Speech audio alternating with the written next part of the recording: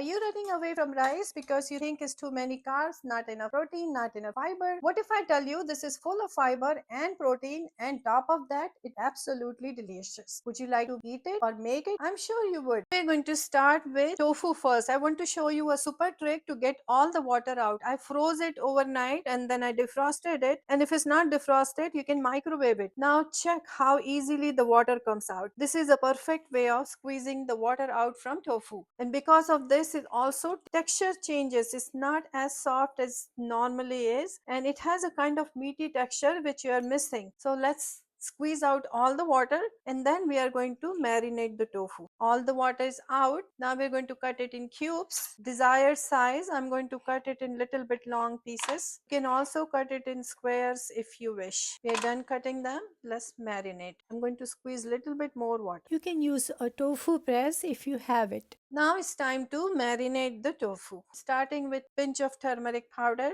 half a teaspoon of Kashmiri red chili powder. This is going to give a lovely color. Ginger and garlic paste. This was frozen ginger and garlic paste which I froze myself and then I defrosted it. A bit of chickpea flour to coat the tofu. This will prevent it from sticking to the pan while frying. And just pinch of salt. Normally tofu has some salt, so I don't want to add a lot of salt. Now we are going to mix this all together. Gently toss it together, making sure pieces are not breaking. It's very delicate. Also adding little bit of oil to it. And if it seems little too dry because of the chickpea flour, you can always sprinkle some water to it. This is one of the marinade I use for tofu. There are many other I use. Sometimes I make chutney with cilantro, ginger, garlic and some yogurt. But today I am not going to use any yogurt because we are going to keep it vegan. So this is all marinated and absorbed all the spices. So let's set it aside and then we're going to move on to our rice. So for the rice, I have 1 cup of basmati rice. I washed it well and then I soaked it for about 5 minutes and drained the water. So it's nice and dry now. You can soak it and not drain it right away. You can leave it like that. Some people like soak, but it doesn't matter. Either way, you can do it. Now let's get cooking. We also need hot water for our pulav. So I'm going to heat up 2 cups of water. Remember, we had 1 cup of basmati rice. So we are going to add 2 cups of water. So let's get this heated. To make the rice, I have started heating my big kadai, a wide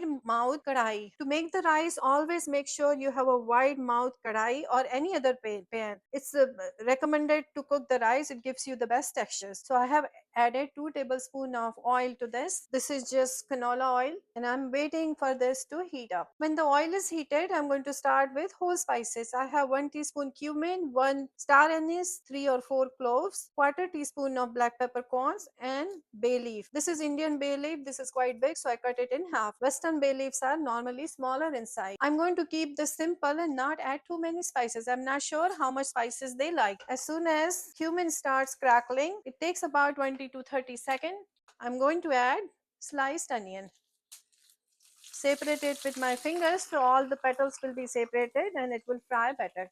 Smelling good already. Keep on stirring the onion on medium to high heat. We want golden color on our onions. This is extremely important when you're making any kind of rice, pulav or biryani. The onions have to have a golden color, then only you get that wonderful flavor of pulav. It will take about 3 to 4 minutes to get the golden color. If you're going to stay away from the gas stove and do something else, I recommend that you lower the heat, otherwise as soon as you turn around, onions are going to burn. You know that. Onion has started turning golden brown on the sides. It's not completely golden, but you can check on the sides it's golden. So this is time to add our ginger garlic paste. I added half ginger garlic paste to my tofu marinade and now I'm going to add rest to the onions. This was 1 tablespoon of ginger garlic paste. As soon as ginger garlic paste releases its wonderful aroma, I am going to add tomato and fry it till tomatoes are soft. Now in the normal case scenario, I would have added yogurt, but remember we are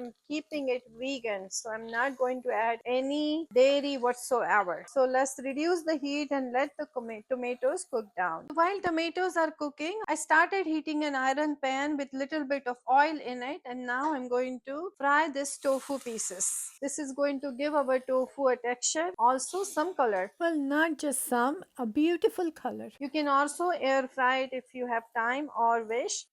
They're sizzling and fried from one side, so I'm going to flip them and get some color on the other side also. I want them little bit of crispy, also little bit of golden color on them. This is going to make our tofu even more tasty. If it's sticking to the pan, you can add little bit of more oil to it. Oil will prevent from sticking. It's almost done. Tofu looks ready. I'm going to turn off the heat, but leave it in the same pan so they can cook little bit more while going to cook my rice. The tomatoes have cooked down, they are soft now. I can mash them with my spoon. That means we are ready for the next step. I'm going to add quarter teaspoon of turmeric powder, 1 teaspoon of coriander powder, and quarter teaspoon of garam masala.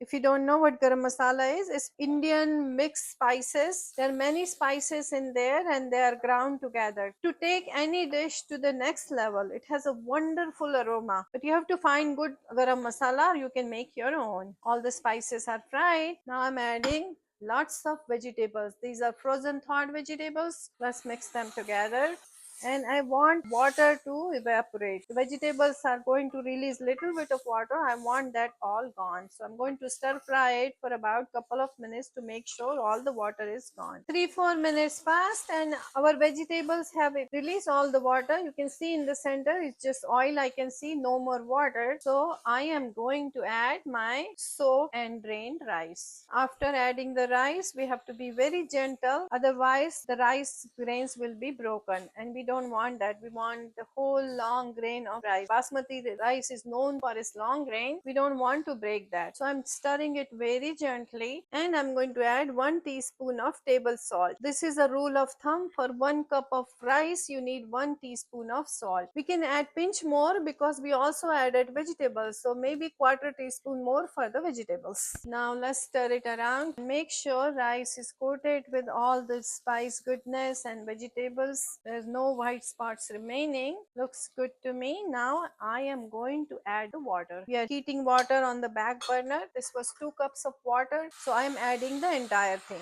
Now we have to bring it back to rolling boil. Stir it gently. After adding the water, stirring rice is much easier. Can't break the grains anymore. But still gently mix it, stir it around, bring it back to boil. When it starts boiling, stir it around one more time, making sure all the grains, rice grains are dipped into the water. We're going to cover it. Wait, one more thing. To make it even more delicious, we're going to squeeze little bit of lime juice. Like I mentioned, I would have added yogurt, but I cannot because we are keeping it vegan. So I am adding half a lime juice to this. Stir it once more. Every time you add something, you stir it to make sure it is well mixed. Now we are going to cover it and lower the heat at the lowest point possible and forget it for 20 minutes. That means set up your timer for 20 minutes. Our rice has been cooking on low for 20 minutes and it looks perfectly done. The other sign of its doneness is the rice grains start pointing up. I'm trying to show you a close up so you can see it. So our pulao is perfectly cooked. Each and every grain is separated. Looks just perfect. So now we are going to add back the tofu to it.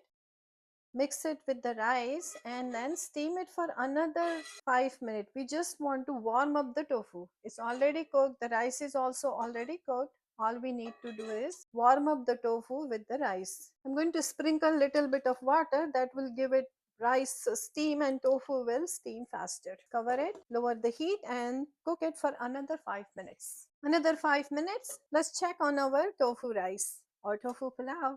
Looks wonderful, smells great. Time to serve it. I'm going to remove the bay leaf. This is definitely not edible. And let's serve it. I really hope you enjoyed this simple recipe. Please comment if you liked it. If you don't, still let me know. Stay connected. We'll see you soon.